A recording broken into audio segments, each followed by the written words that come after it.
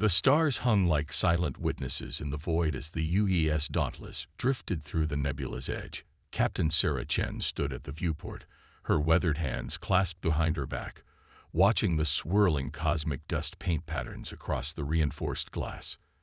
27 years in Earth's unified Space Force had taught her patience, but even she felt the weight of their mission pressing down like a physical force. "Captain," First Officer Thomas Rivera's voice broke the silence. "Engineering reports the quantum drive is finally stabilized. We can resume full operations." Chen nodded without turning. "Good. Tell Lieutenant Harper to run a full diagnostic on the weapon systems. I want everything at 100% before we reach the checkpoint." "Yes, Mom." Rivera hesitated. "The crew is talking, Captain. Word's spreading about what happened at Proxima Centauri." Now she turned, her dark eyes finding his. "And what exactly are they saying, Tom?" "That we're the last battleship. That Earth has fallen." The words hung between them, heavy and dangerous. Chen's expression remained carefully neutral, though the muscles in her jaw tightened almost imperceptibly. "Then you can tell them," she said, her voice steady, "that Earth hasn't fallen until every last human stops fighting. And the Dauntless still has plenty of fight left." 3 decks below, Chief Engineer Michael O'Donnell swore as he crawled through the access tunnel, the acrid smell of burnt circuitry filling his nostrils. The quantum drive might be stable, but the power distribution network was another story entirely. The Dauntless had taken a beating during their escape from the ambush at Proxima Centauri. "Hand me the molecular bonder," he called out to his assistant. Specialist Lin passed the tool through the narrow opening, her usually immaculate uniform stained with coolant fluid. "That's the third connection that's failed in this section," Lin said. "I don't think these replacements will hold if we push past 80% power." O'Donnell's laugh was more like a bark. "Then we better pray the captain doesn't need to push us that hard." He finished sealing the connection and wiped sweat from his brow, leaving a streak of grime across his forehead. "Though given our current situation, I wouldn't bet against it. The Dauntless wasn't supposed to be alone. The pride of Earth's fleet, she had been deployed as part of Battle Group Sigma, 12 ships strong, to secure the outer colonies against the Vraxian advance. But the Vraxians hadn't been alone either. Their alliance with the Meldari Dominion had changed everything. The combined alien fleet had struck with devastating precision, and now the Dauntless carried the survivors from 3 different ships, limping away from humanity's greatest defeat. In the medical bay, Dr. Natalie Rodriguez moved between beds, checking vitals and offering what comfort she could to the wounded. Many wore the vacant stare of shock, unable to process what they had witnessed. The destruction of their ships, the loss of their comrades. The transmission from Earth Command ordering all remaining forces to fall back to Sol to form a final defensive line around humanity's birthplace. A young ensign caught her wrist as she passed. "Doc," he whispered, his voice hoarse from smoke inhalation. "Is it true what they're saying about Earth?" Rodriguez gently removed his hand. "Focus on healing, ensign. That's an order." She moved on quickly, unwilling to lie but unable to confirm the rumors. The last transmission they'd received before the quantum communications array was damaged had been fragmented, desperate. Earth's orbital defenses were failing. Major population centers were reporting massive casualties. And then, nothing. In the tactical center, Lieutenant Commander Alex Walker studied the holographic display, manipulating the star chart with practiced gestures. The ship's AI had been running calculations for hours, plotting possible routes through contested space. "The problem," Walker explained to the intelligence team gathered around the table, "is that we don't know how far the Vraxian network extends now. Traditional hyperspace lanes are definitely being monitored. And with our quantum communications down, we're essentially flying blind." "What about the Orion Spur?" suggested Analyst Parker. "It's unstable, but the radiation interference might mask our signature." Walker zoomed in on the region. "Possibly. But it's also crawling with raiders who would be happy to sell our position to either the Vraxians or the Meldari for the right price." "We don't have many options, Commander." This from Intelligence Officer Reyes, her expression grim. "The Dauntless is carrying something too important to risk capture." The room fell silent. Few knew the true nature of their cargo, secured in a shielded compartment deep within the ship's core. Fewer still understood its potential significance, but all knew that Captain Chen had been ordered to protect it at all costs. "The captain will make the final decision," Walker said finally. "Our job is to give her viable alternatives." In her quarters, Chen reviewed the ship's manifest one more time. Nearly 2,000 souls aboard now, with the survivors they'd taken on. Supplies for 6 months at normal consumption rates. Ammunition stores at 63% capacity, and one highly classified payload that could change the course of the war, if they could deliver it. Her comm unit chimed. "Captain, we're picking up an anomalous signal at extreme range," the tactical officer reported. "Possible Meldari scout ship."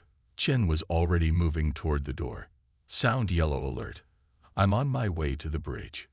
As the alert tones echoed through the ship, crew members moved to their stations with practiced efficiency. Fear was present. How could it not be, after what they'd witnessed? But discipline held stronger.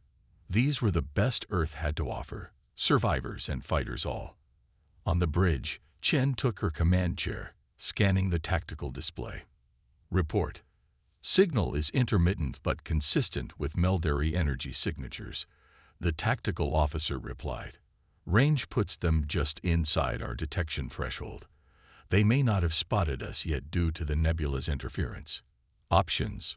Rivera stepped forward. "We could power down non-essential systems, try to drift deeper into the nebula's cover, or make a run for it. The quantum drive is operational enough for a short jump." Chen studied the display, weighing their choices. The Meldari were renowned for their sensor technology. If that was indeed a scout, it was likely already transmitting their position, and a short quantum jump would leave them vulnerable when they inevitably had to drop back to normal space to recalibrate. "Lieutenant Harper, bring weapon systems to standby. Prepare a spread of quantum torpedoes, minimal yield." Chen's voice was calm, her decision made. "If we can't hide, and we can't run, we'll send a message instead." The bridge crew exchanged glances. A direct engagement was the last thing anyone expected. "Mom?" Rivera questioned softly. Chen's eyes remained fixed on the tactical display. "Humanity didn't survive this long by cowering, Tom. The Dauntless may be alone, but we're still a battleship. And it's time the Meldari and their Vraxian allies learned what that means." As the weapon systems hummed to life, Chen felt the weight of command, of responsibility for every life aboard, and the even heavier burden of what they carried, perhaps humanity's last hope. But beneath those weights was something else, something that had driven human explorers and warriors since they first looked up at the stars. Defiance. The hunt was on, and the predators were about to discover they'd been stalking something that could bite back. The bridge fell into the focused quiet of combat preparations. Only the soft beeping of consoles and the occasional murmured command broke the silence as the Dauntless readied itself for battle. Chen studied the tactical display, watching the blinking dot that represented the Meldari scout. Their enemy was good, perhaps the best the galaxy had to offer when it came to stealth technology. But they weren't perfect. "Tactical analysis," Chen ordered. Lieutenant Harper's fingers danced across his console. "Scout-class vessel, approximately 1/4 our size. Standard armament for their class would include pulse cannons and possibly a single missile bay. Their advantage is speed, not firepower. And if they've upgraded since our last intelligence brief." Harper hesitated. "Then we might see antimatter-tipped warheads or phase disruptors. Nothing we can't handle, but it would get messy." Chen nodded. The Meldari had surprised humanity before.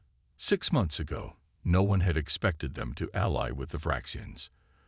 The two species had been historic enemies, their physiologies and cultures fundamentally opposed. The Vraxians, with their hive-mind consciousness and silicon-based biology, had little in common with the individualistic aquatic Meldari. Yet here they were, united in a campaign to eliminate humanity from the galactic stage. Status of the nebula? Chen asked. Science Officer Wei consulted her readings, particle density increasing toward the center. Significant electromagnetic interference at approximately 15,000 kilometers in. It would blind both our sensors and theirs.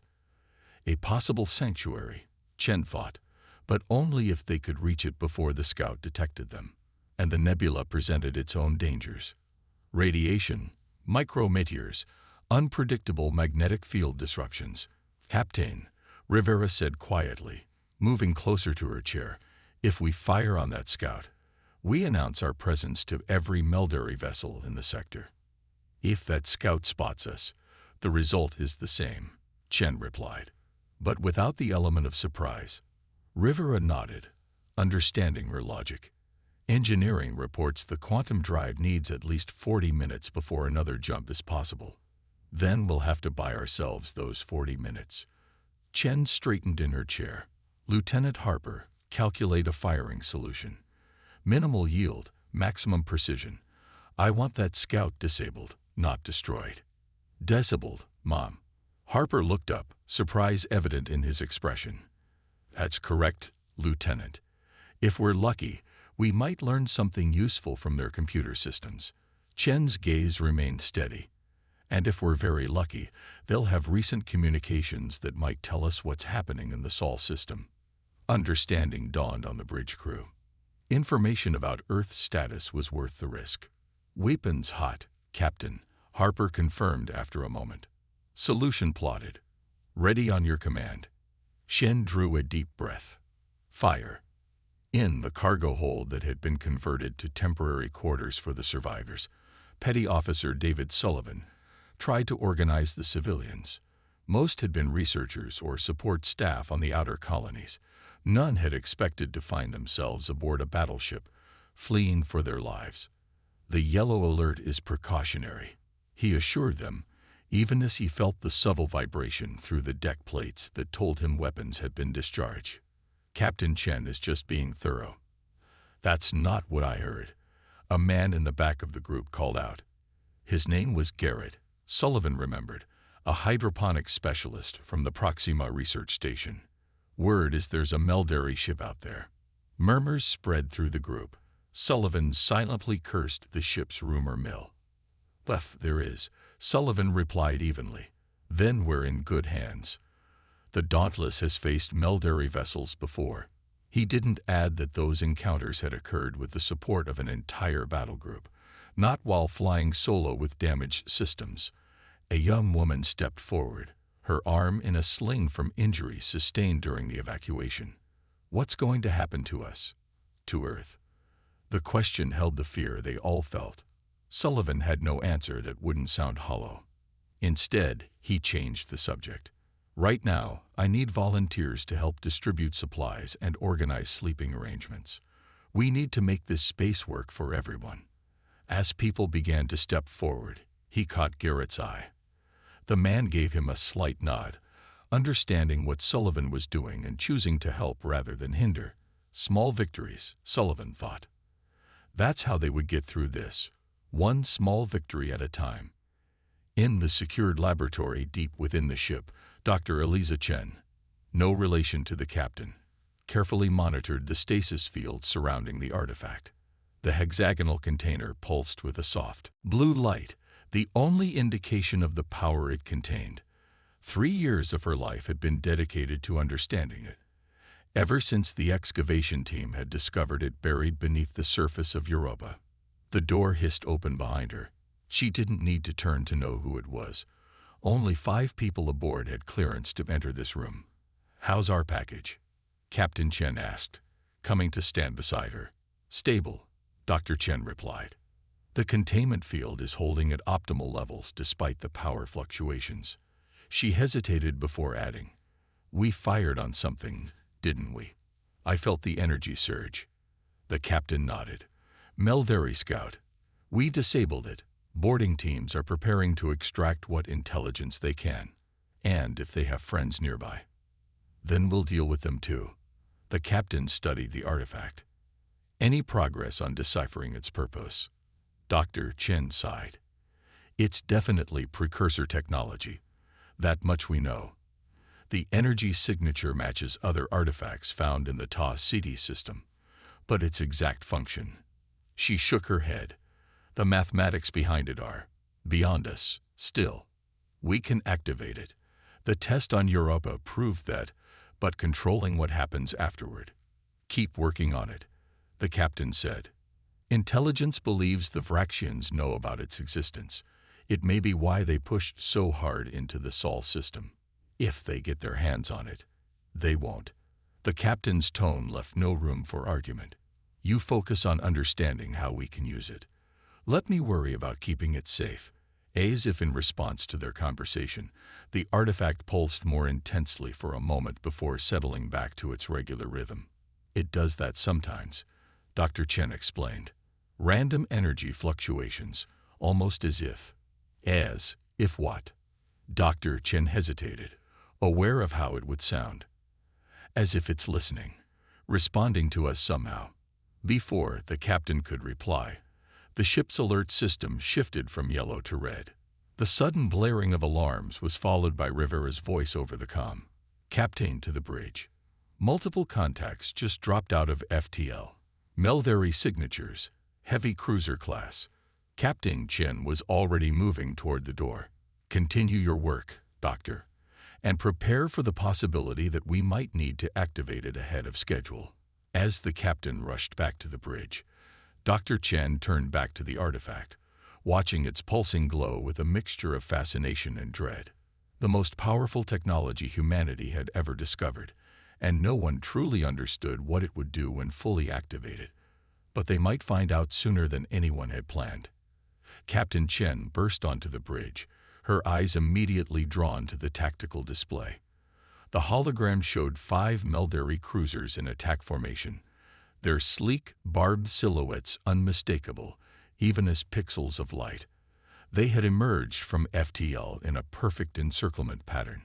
Standard Melveri hunter-killer tactics. Status of the boarding team, she demanded, sliding into her command chair. Still on the scout ship, Captain, Rivera replied. Lieutenant Commander Walker reports they've breached the main computer core and are downloading data now. Estimated completion time, 12 minutes. Shen studied the approaching cruisers. They were maintaining distance, moving with deliberate caution rather than rushing in for the kill.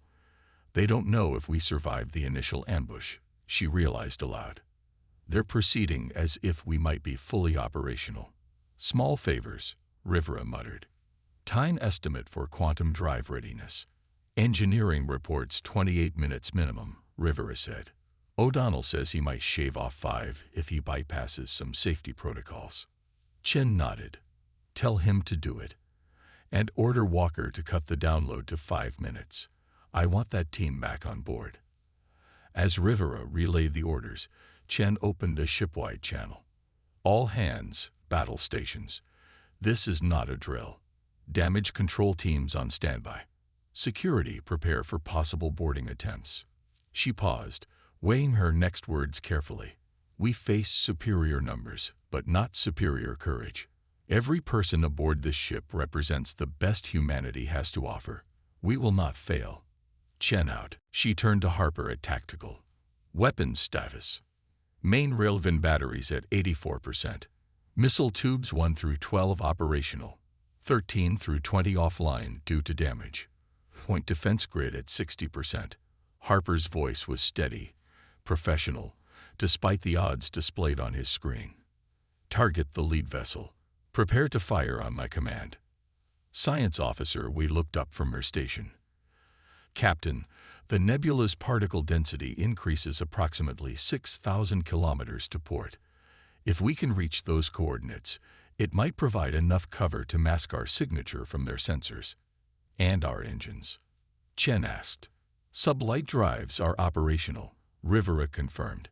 But making a run for it would expose our stern to their forward batteries.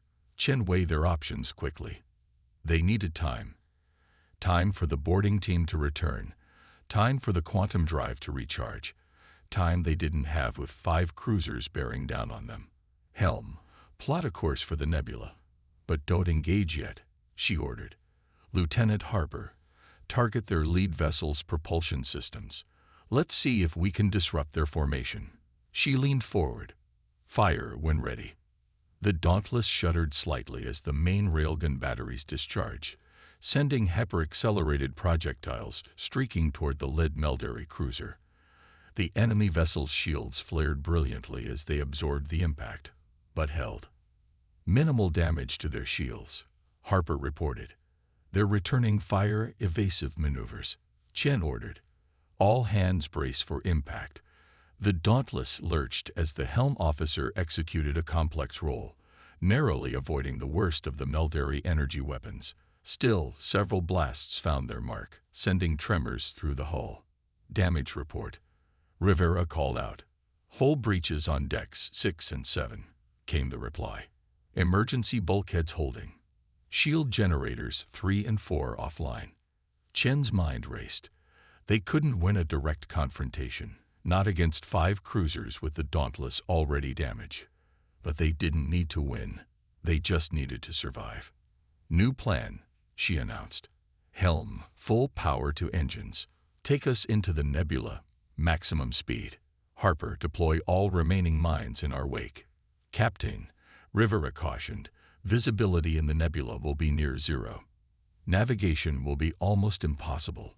Almost impossible is still possible, Commander, Chen replied grimly.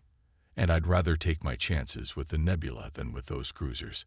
As the Dauntless surged forward, the deck plates vibrating with the strain on the engines, Chen opened a direct channel to the boarding team. Walker, what's your status? Almost done, Captain. Walker's voice came through, punctuated by static. We found something. A transmission log.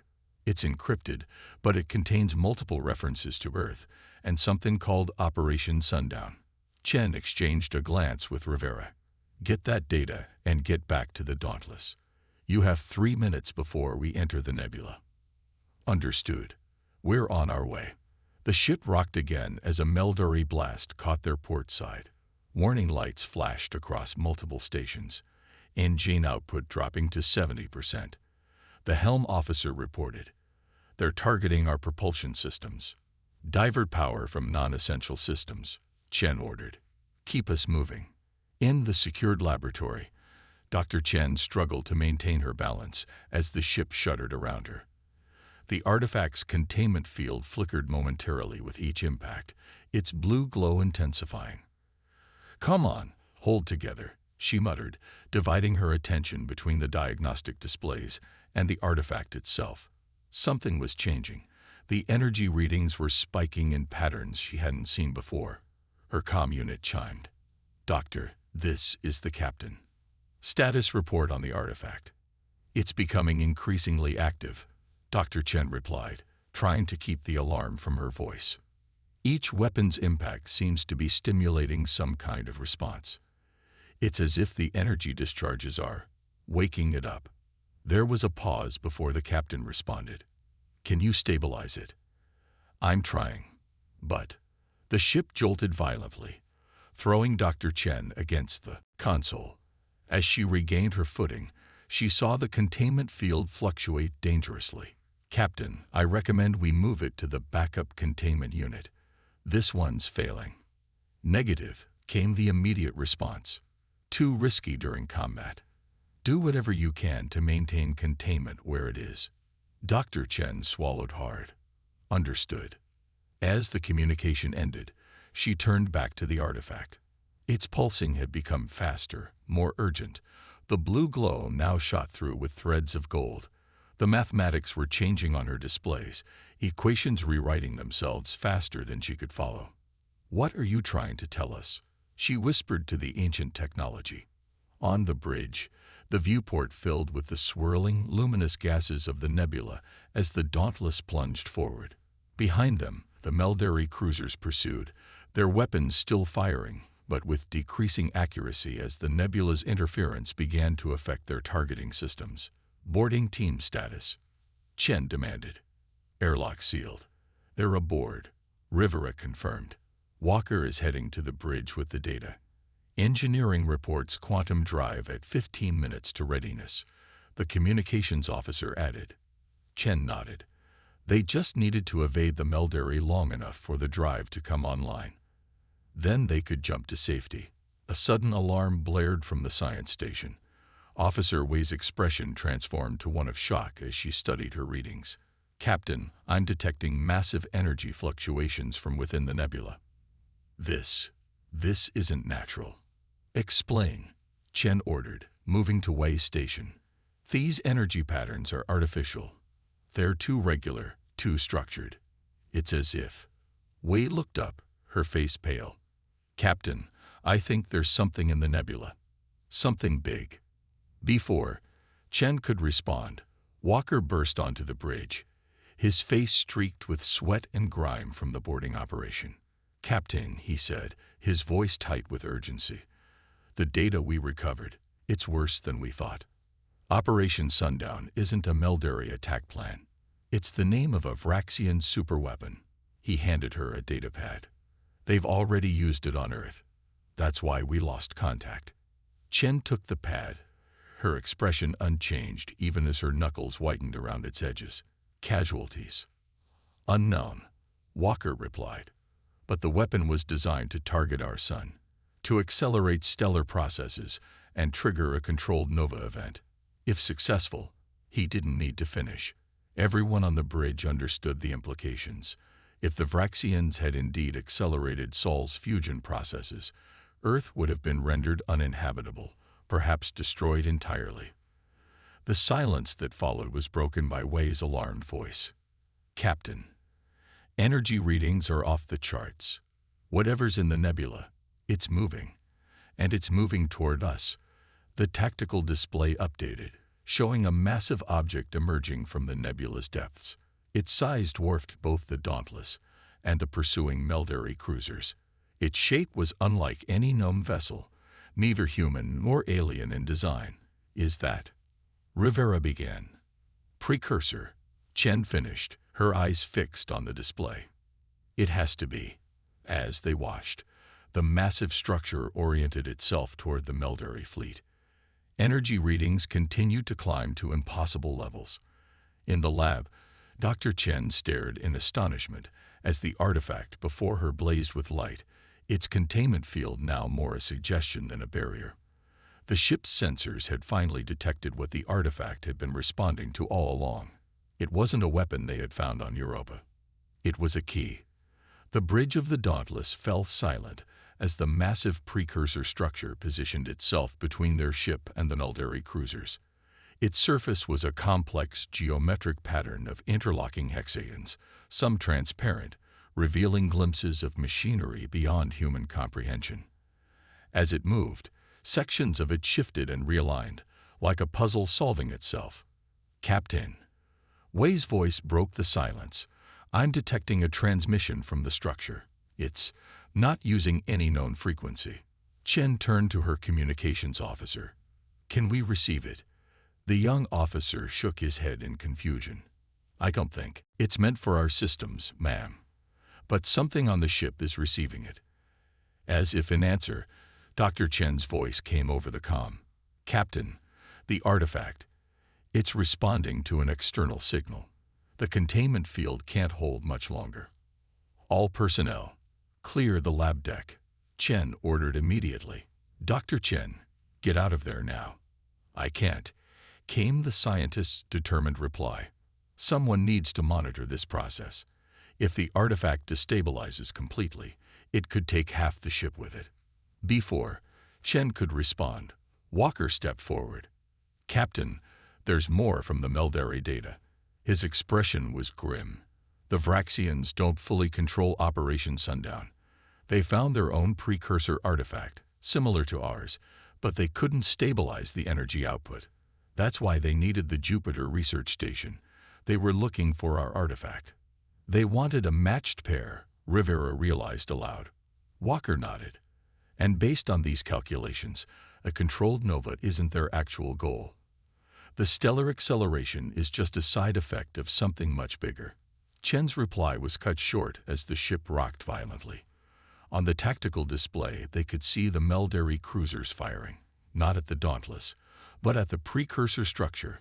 They're afraid of it, Chen murmured, understanding dawning. They know what it can do. The structure absorbed the Meldari weapons fire without visible damage. Then, without warning, sections of its surface began to glow with the same blue-gold energy that emanated from their artifact. Lines of light traced complex patterns across its hull before concentrating into focused beams that lanced out toward the Meldari vessels. The effect was immediate and devastating. 2 cruisers simply vanished, their matter seemingly converted to energy in an instant. A third spun away, crippled, while the remaining 2 began emergency jump preparations. "My God," someone whispered on the bridge. The tactical display flashed new warnings as the precursor structure oriented itself toward the Dauntless. "Evasive maneuvers," Chen ordered, but the helm officer shook his head. "No response from the engines, Captain. We're being held in place." A new voice joined the conversation. Chief Engineer O'Donnell, his brow thickened by stress. "Captain, something's happening to our power grid. Energy is being drained from all systems and redirected to the lab deck." Chen opened a channel to the lab. "Doctor, report." There was no response, only the sound of alarms and the crackle of energy discharges. Then the ship-wide systems displayed a message that sent chills through everyone on the bridge. "Integration protoxico, INITITE. What the hell does that mean?" Rivera demanded. Before anyone could speculate, the lab's security camera feed activated on the main screen. Dr. Chen stood before the artifact, which now floated freely, its containment field completely gone. Tendrils of energy connected it to the lab's systems, and through them, to the ship itself.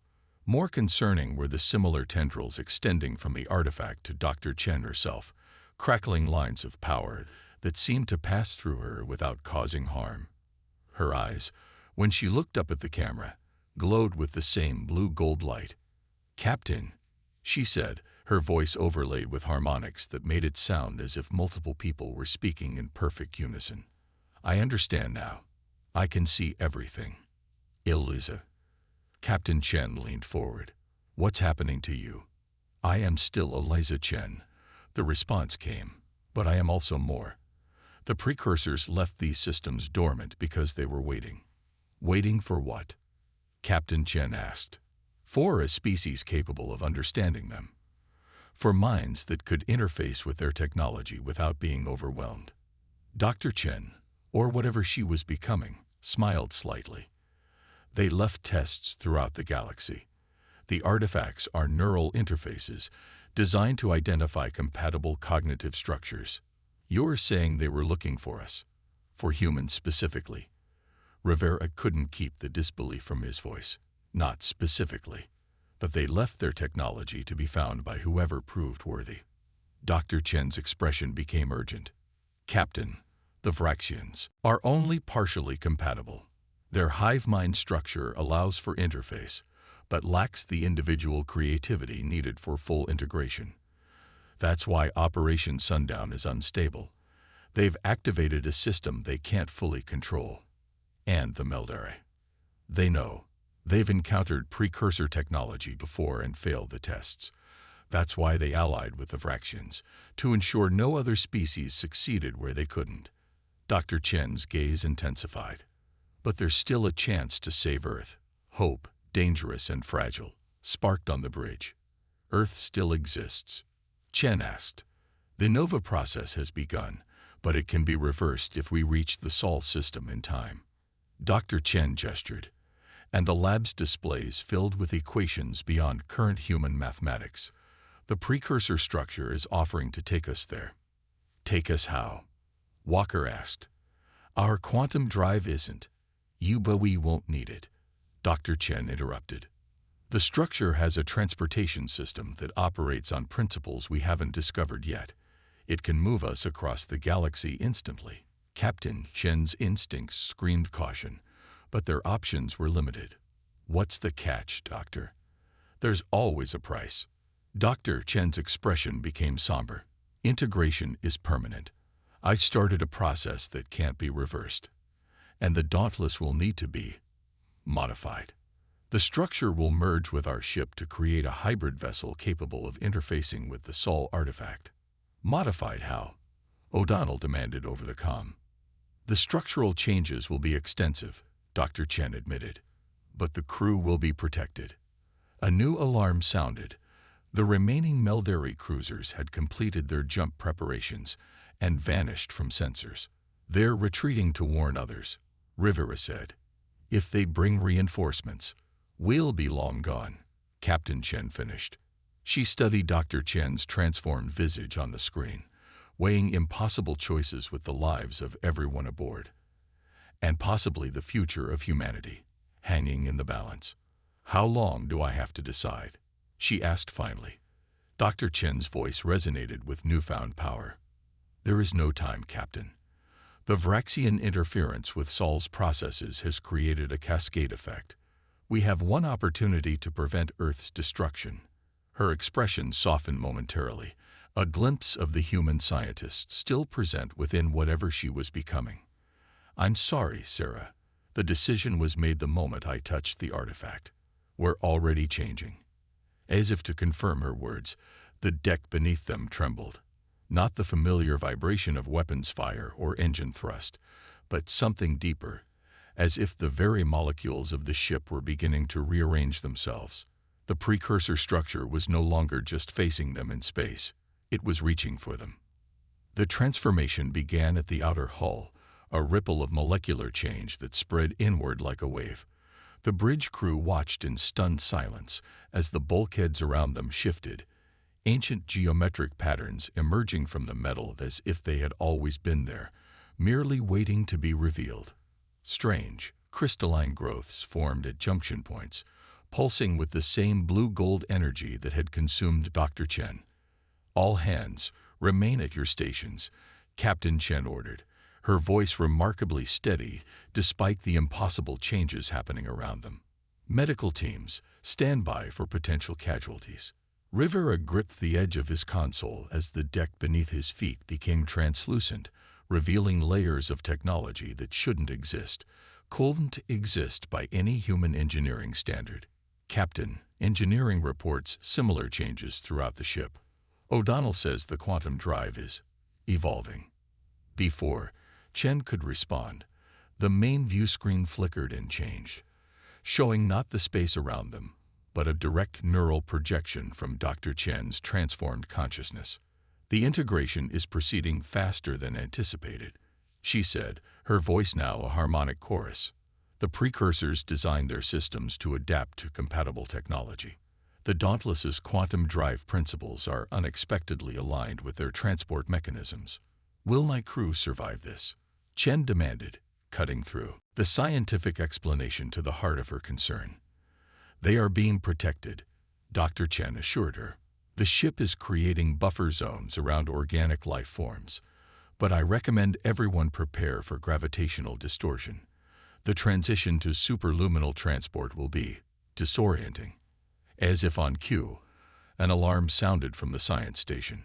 Captain, Wei called out, her eyes wide with disbelief. The structure is engulfing us. We're being absorbed into it. The tactical display confirmed Wei's assessment.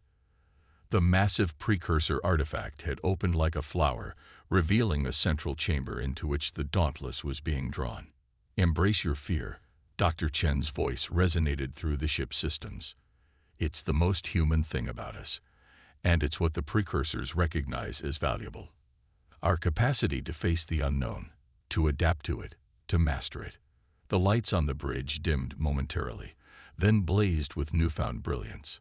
Every display simultaneously showed the same countdown sequence. 10 seconds. All hands, brace for transition, Captain Chen announced shipwide. This is what we trained for. Rivera shot her a sideways glance. We definitely didn't train for this, Stera. For the first time since the crisis began, Chen allowed herself a small smile. Improvisation is humanity's greatest skill, Tom. Hold on. The countdown reached 0, and reality itself seemed to fold. Every person aboard the Dauntless experienced the sensation of being simultaneously compressed to a singular point and expanded to encompass the universe. Time lost all meaning. Some crew members later reported the transition lasting an eternity. Others swore it was instantaneous. When awareness returned to the bridge, the view screen showed a sight that stole their breath away. The familiar yellow-orange glow of Sol, their home star. But it was wrong. Dark patterns swirled across its surface like bruises, and massive solar flares erupted in unnaturally perfect geometric patterns. Operation Sundown was visibly transforming humanity's parent star into something alien and deadly. "My God," Walker whispered. "How long do we have?" 17 minutes before irreversible cascade failure, Dr. Chen's voice answered. "The Vraxian device is embedded in the solar core." "Can we stop it?" Chen asked, rising from her command chair. The bridge around her had been transformed into something barely recognizable, the familiar stations now integrated with crystalline structures that seemed to respond to the crew's thoughts as much as their physical inputs. "Not remotely," Dr. Chen replied. "The Dauntless must deliver a counter-resonance directly to the device. We'll need to enter the solar corona." Stunned silence met this pronouncement. Even with their mysterious transformation, diving into the sun seemed like suicide. "The ship will protect us," Dr. Chen continued. "The precursor modifications have rendered our hull capable of withstanding stellar temperatures. But only briefly." "How briefly?" Rivera asked. 4 minutes at maximum. After that, even these systems will fail." Chen studied the tactical display, which now showed the positions of other vessels in the system. Several Vraxian warships maintained a perimeter around the sun, while others orbited Earth itself. From this distance, the planet appeared intact, though readings indicated massive atmospheric disruption from the solar instability. "They're waiting," Chen realized. "They knew we'd come." "Yes," Dr. Chen confirmed. "The Meldari would have warned them about our encounter with the precursor structure. They'll try to stop us from reaching the solar core. Then we'll have to be faster and smarter," Chen said, her decision made. "Tactical, analyze the Vraxian formation. Find me a weak point. Engineering, divert all power to our new, whatever we have now instead of engines. Dr. Chen, I need you to guide us to the exact location of this device, once we're inside the sun." The transformed battleship accelerated toward Sol, its new propulsion system leaving trails of quantum distortion in its wake. The ship that had once been the Dauntless now resembled a hybrid of human military functionality and alien geometric perfection, angles and lines that shouldn't exist in three-dimensional space, surfaces that seemed to phase between solid matter and pure energy. The Vraxian vessels detected their approach instantly. Dozens of warships broke formation to intercept, their weapons charging. "They're targeting our propulsion systems," Harper reported from Tactical. "Standard Vraxian engagement protocol." "But we don't have standard propulsion anymore," Chen noted with grim satisfaction. "Let's see how they adapt to that." The first volley of Vraxian weaponry struck the transformed Dauntless and passed through it as if striking a ghost. The ship's new structure allowed it to partially phase out of normal spacetime, becoming semi-corporeal. "That's convenient," Rivera observed, watching enemy fire continue to pass harmlessly through their vessel. "Don't get comfortable," Dr. Chen warned. "The phase state consumes enormous power. We can maintain it for approximately 2 minutes before needing to recharge. Just long enough to get past their blockade." Chen nodded. "Take us in." The Dauntless accelerated toward the sun, outpacing the bewildered Vraxian fleet. As they approached the churning surface of Sol, the temperature warnings began to sound throughout the ship. The phase state dropped, leaving them fully material again, just as they plunged into the blazing corona. Heat like nothing human sensors were designed to measure engulfed the ship. The precursor modifications responded automatically, creating a bubble of relative stability around the vessel as they descended deeper into the inferno. 90 seconds to core proximity, Dr. Chen announced. "The Vraxian device is becoming visible to our sensors." On the main view screen, they could now see it, a construct of impossible material suspended within the nuclear furnace of the sun itself. Tendrils of dark energy pulsed outward from it, disrupting the natural fusion processes and accelerating others, creating the destabilization that would eventually tear the star apart. How do we stop it? Chen asked, sweat beading on her forehead despite the environmental systems. The artifact we carried, my artifact, Dr. Chen corrected herself, was always meant as a counterbalance, a key to lock what another key has unlocked. As she spoke, the center of the bridge began to glow, matter reconfiguring itself into a smaller version of the artifact from the lab. Dr. Chen's consciousness, now integrated throughout the ship's systems, focused itself into this manifestation. Hull temperature approaching critical, Rivera reported. 2 minutes remaining before system failure. Position us directly above the Vraxian device, Chen ordered. As the helmsman complied, bringing them within 1,000 kilometers of the alien machine, point-blank range in solar terms, the bridge artifact rose into the air, pulsing with increasing intensity. Captain, Dr. Chen's voice had become strained, as if she were lifting an immense weight. There's something I didn't tell you. The counter-resonance requires a cognitive anchor, a mind to guide it. Chen's eyes narrowed. What are you saying, Doctor? I'm saying goodbye, Sarah. The manifestation of Dr. Chen smiled sadly. When we deploy the counteragent, my consciousness will be consumed in the process.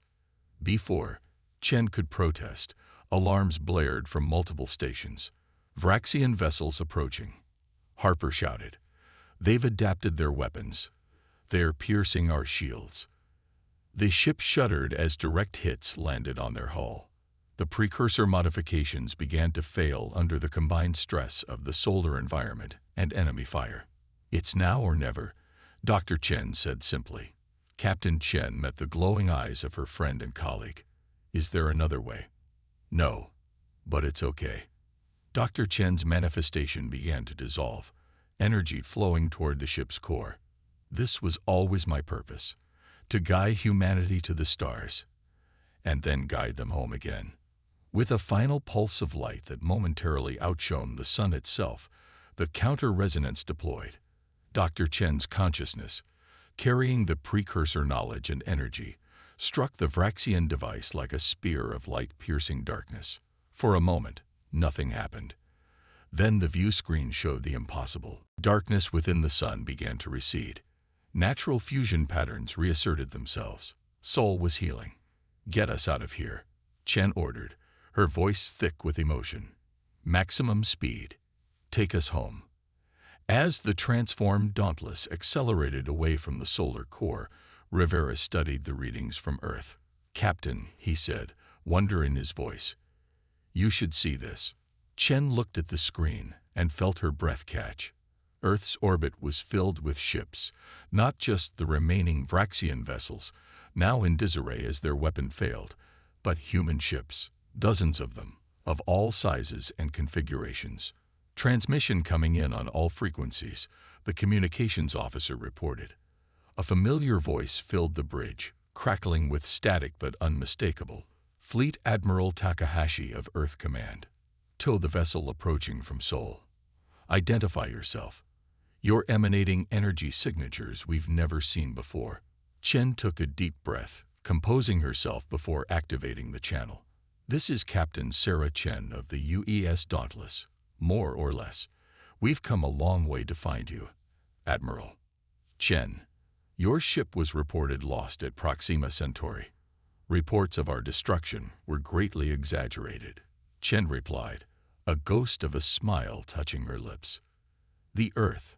How did you survive Operation Sundown?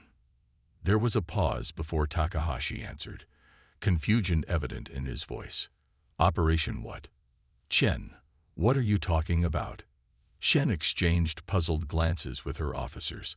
The Vraxian weapon in the sun. The Nova event. There's been no Nova event, Chen. The Vraxians retreated from Sol 3 weeks ago after our coalition drove them back.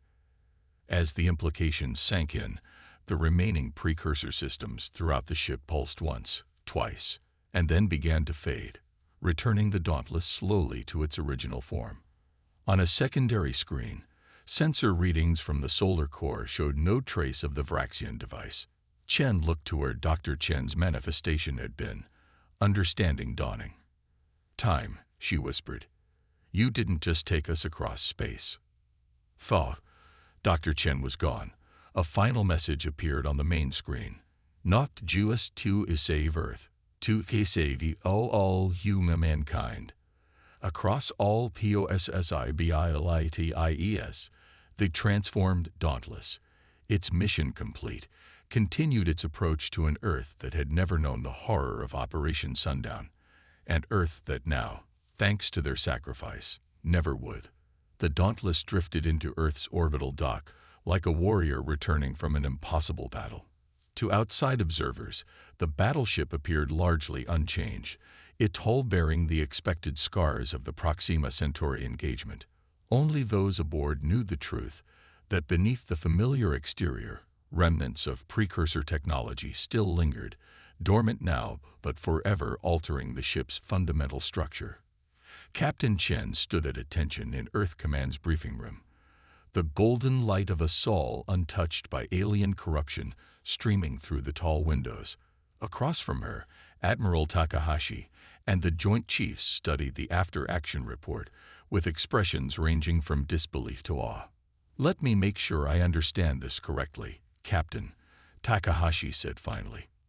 "You're claiming that in another timeline, the Vraxians succeeded in placing a device within our sun that would have triggered a nova event, destroying Earth and potentially the entire system." "Yes, sir," Chen replied. Dr. Chen's interface with the precursor technology allowed us to travel back in time to prevent that outcome. The evidence is in the data cores we recovered from the Meldari scout ship. Takahashi exchanged glances with the others. "And these modifications to the Dauntless. Your chief engineer reports that sections of your ship seem to defy analysis. Materials that shouldn't exist, energy signatures that fluctuate in and out of detectability."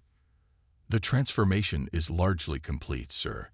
The ship is returning to its original state, though some precursor elements appear to be permanent." "And Dr. Chen?" Something flickered in Captain Chen's eyes, a grief she kept carefully contained. Dr. Chen sacrificed herself to deliver the counter-resonance. Her consciousness was consumed in the process.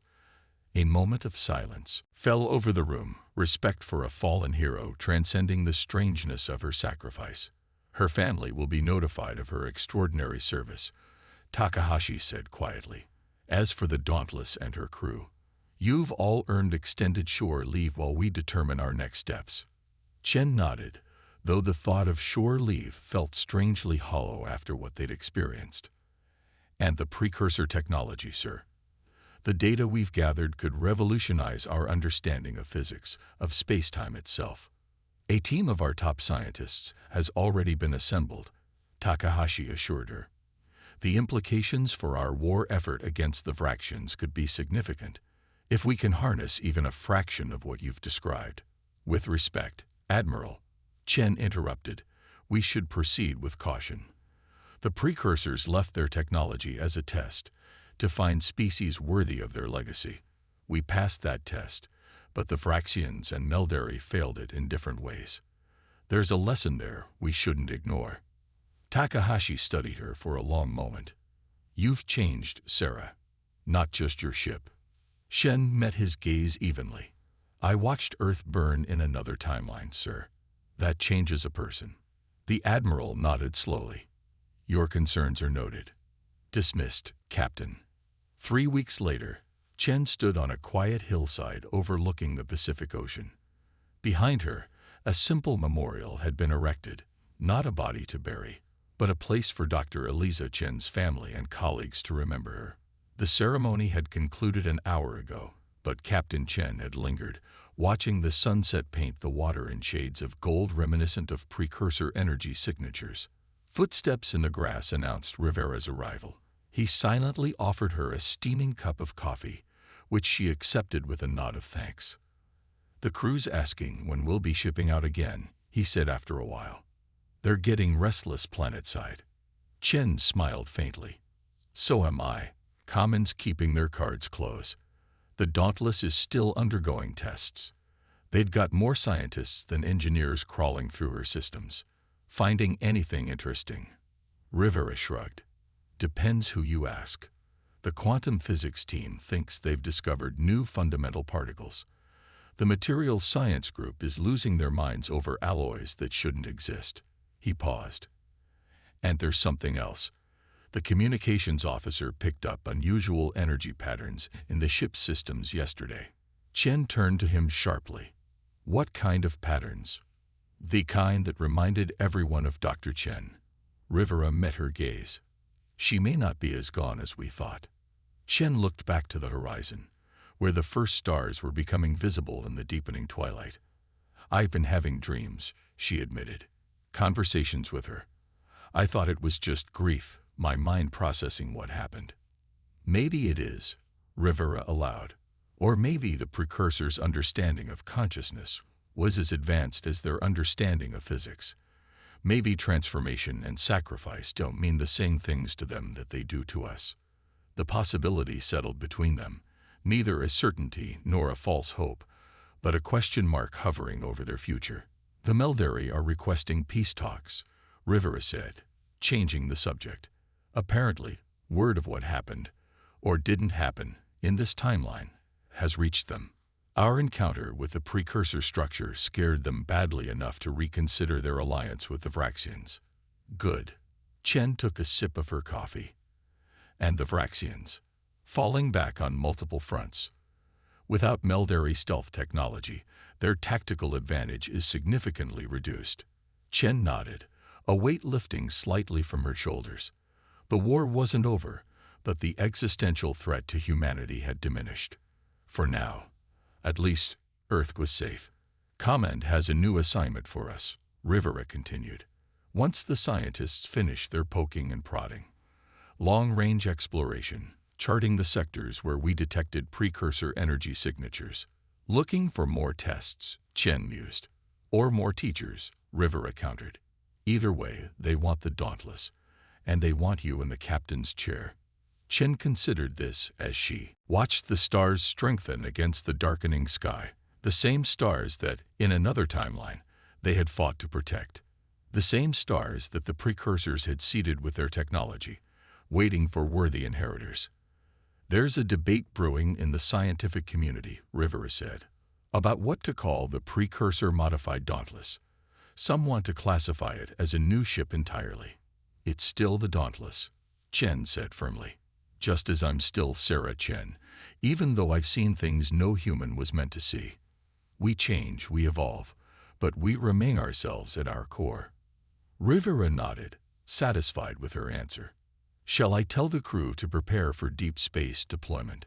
Chen took a final look at the memorial before turning away. Dr. Chen's sacrifice had given humanity a second chance, not just to survive, but to grow beyond their current limitations. To reach for the legacy the precursors had left waiting among the stars. Yes, she said, her decision made. It's time to go back to the stars. There are more tests to pass, more wonders to find. She smiled, thinking of the strange energy patterns in the ship's systems, the dreams that felt too real to be mere imagination, and perhaps old friends to rediscover along the way. As they walked back toward the shuttle that would return them to orbit, Chen felt a familiar sensation, the subtle pull of the void, the promise of discovery, the challenge of the unknown. But there was something new there too, the understanding that humanity wasn't alone in the cosmos, not in the way they had feared when the Vraxians and Meldari had appeared, but in a more profound sense. They had been noticed, tested, found worthy, and somewhere in the vast expanse beyond Earth's atmosphere, in the quiet hum of the Dauntless's transformed systems, in the dreams that visited her in the night, Captain Sarah Chen knew that Dr. Eliza Chen was waiting for them to continue the journey they had begun together. A journey that would forever change what it meant to be human in a universe full of wonders and terrors beyond imagination. The human battleship had appeared, and alien worlds had indeed shaken. But this was only the beginning of humanity's true emergence onto the galactic stage.